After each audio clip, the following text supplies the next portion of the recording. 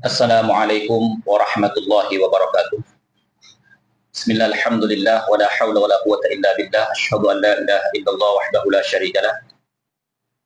Wa asyhadu anna sayyidina wa nabiyyana Muhammadan abduhu wa rasuluhu alladzi la nabiyya ba'dah.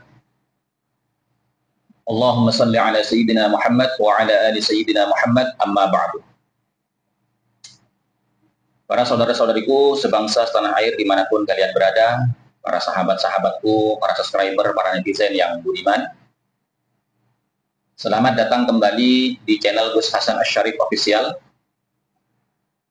Semoga kita selalu dalam keadaan sehat jasmani dan rohani kita, dimudahkan segala urusan kita, dilancarkan rezeki kita, dan diberkahi hidup kita fid dini wad dunya wal akhirah. Amin Allahumma amin. Pada kesempatan video kali ini, saya kembali ingin mengingatkan kepada orang-orang yang masih mempercayai bahwasanya Wali Songo itu bagian dari keluarga klan Ba'alawi, sehingga terbangun opini kalau kita menolak silsilah nasabnya klan Ba'alawi sama saja berarti halnya kita menolak keabsahan Wali Songo sebagai zuriyahnya Kanjeng Nabi Muhammad SAW. Kenapa saya berbicara demikian? Karena saya baru saja melihat video daripada Ustadz Idrus Romli bersama dengan Kiai Lutfi Basori, Singosari Malang. Beliau ini seakan-akan ingin menegaskan gitu, bahwasanya Wali Songo itu selama ini yang masuk ke dalam buku-buku sejarah yang dipelajari oleh putra-putri bangsa kita di bangku-bangku sekolahan adalah berasal dari Gujarat, India, yang mana Gujarat, India ini berasal dari Sayyid Abdul Malik bin Alwi Amil Faqih yang hijrah dari Yaman ke India. Kemudian menikah dengan keluarga bangsawan yang bermarga Al-Khan di India, sehingga dia mendapat julukan Al-Dhumatu Khan. Yang perlu saya tegaskan di sini, Ustadz Idrus Romli dan Kiai Lutfi Basori itu hanya sekedar membaca teksnya atau sudah menelusuri apa yang terdapat atau apa yang tercatat di dalam teks yang dia baca. Tempatnya, makamnya. Satu contoh misalkan, keluarga besar keturunan Kanjeng Sunan Ampel itu pernah mendatangi yang namanya Nazirabad, India, di mana informasi yang tercatat di dalam catatan-catatan sejarah yang palsu itu menyatakan bahwasanya Sayyid Abdul Malik yang kemudian dinisbahkan sebagai leluhur Wali Songo itu dimakamkan di Nazirabad, India. Ternyata ketika nyampe di India, di Nazirabad, India, tidak ada tuh makam yang bernama Sayyid Abdul Malik bin Alwi Amil Faqih Al-Dhumatu Khan. Tidak ada. Untuk memudahkan, kalau ke India kan sampean mungkin ngapain gitu kan, buang-buang banyak duit hanya untuk urusan ini. Gampang, di Indonesia ini ada kedutaan India. Datang ke sana cari informasi. Betulkah di India itu ada sejarah sekaligus situs bersejarah makam daripada Sayyid Abdul Malik bin Alwi Amil Faqih di kota Nazirabad, India? Datang ke kantor Duta Besar India. Itu logika.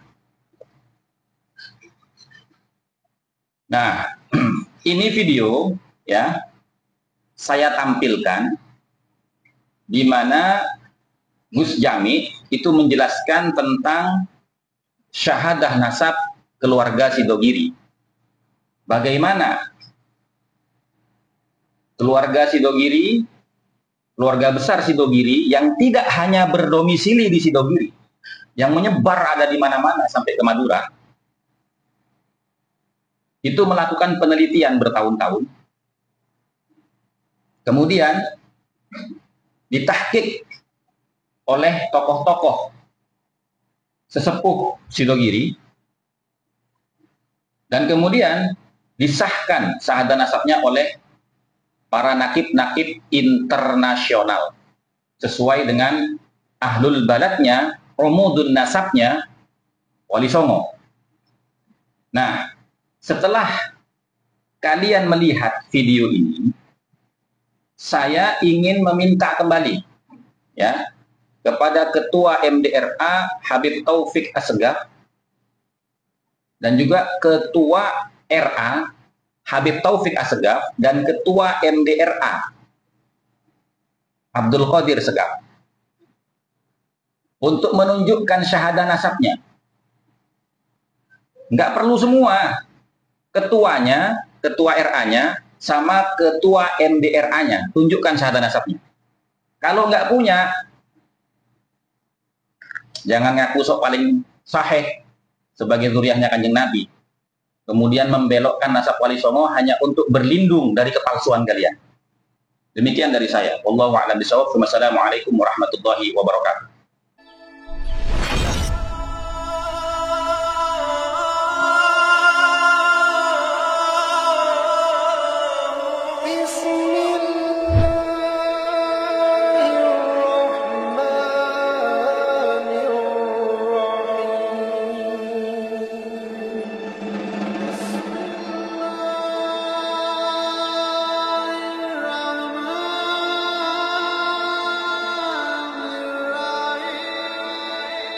Assalamualaikum warahmatullahi wabarakatuh.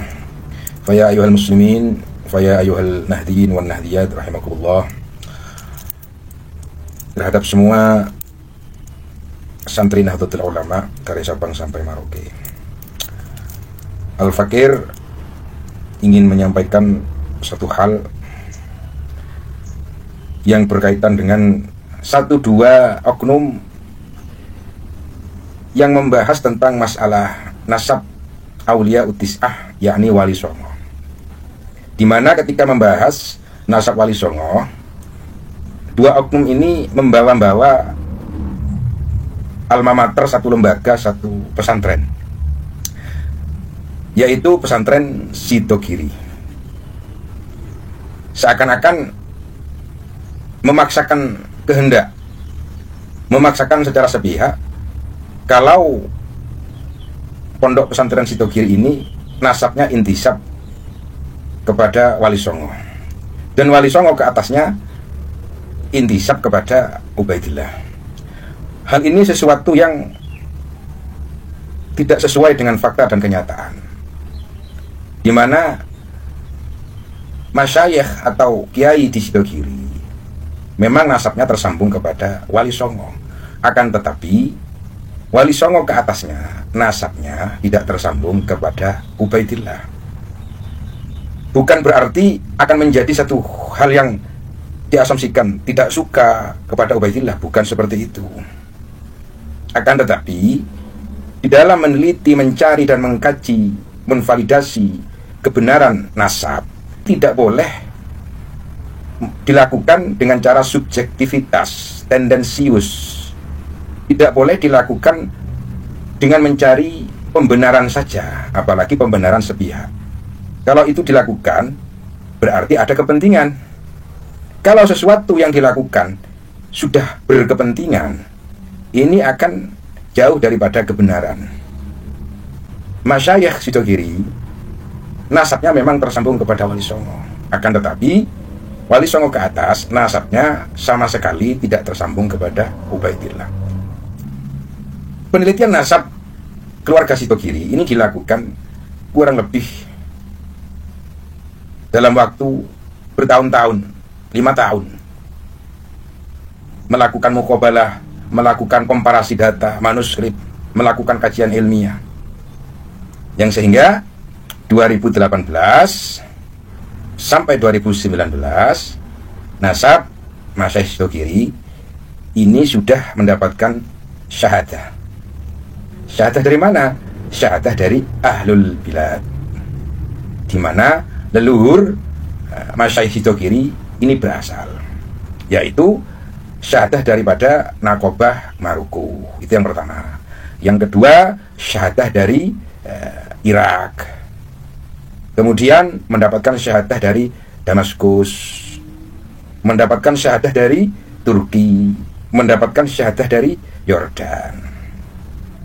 Dan sebelum para nakib Nakobah internasional ini memberikan syahadah kepada Masyayikh Sidogiri, sebelumnya dilakukan pentahkikan.